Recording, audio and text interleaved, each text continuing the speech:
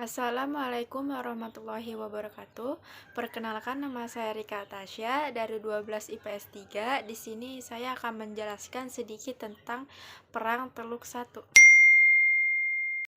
Perang Teluk Satu adalah bentuk konfrontasi politik dan militer yang melibatkan Irak dan Iran. Perang ini berlangsung pada tahun 1980 hingga 1988 di kawasan Teluk Persia.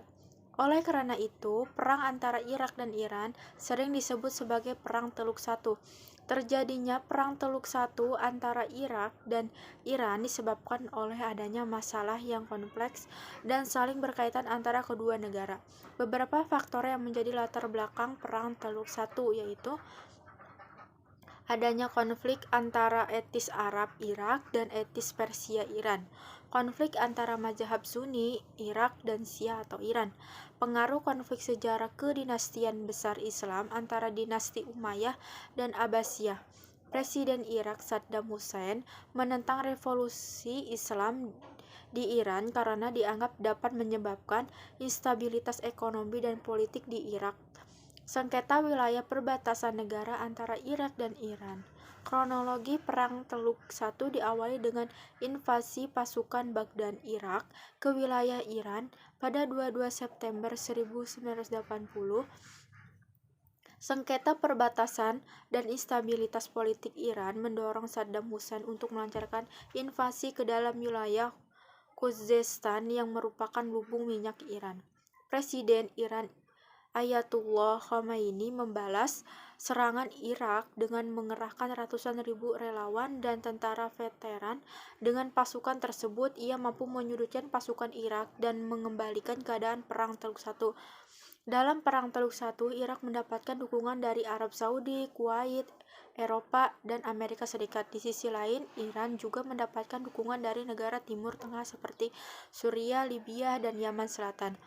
Pada tahun 1982, perang antara Irak dan Iran mengalami kebuntuan. Kedua belah pihak mampu saling menggagalkan serangan satu sama lain di wilayah perbatasan. Pada perkembangannya, Ayatullah Khomeini berusaha untuk terus melanjutkan perang dan meruntuhkan rejim Saddam Hussein di Irak. Namun usahanya mengalami kegagalan yang disebabkan oleh kuatnya pertahanan dari pasukan Irak. Serangan-serangan pasukan infanteri Iran dengan mudah dihalau oleh kekuatan udara Irak yang superior. Dampak Perang Teluk Satu.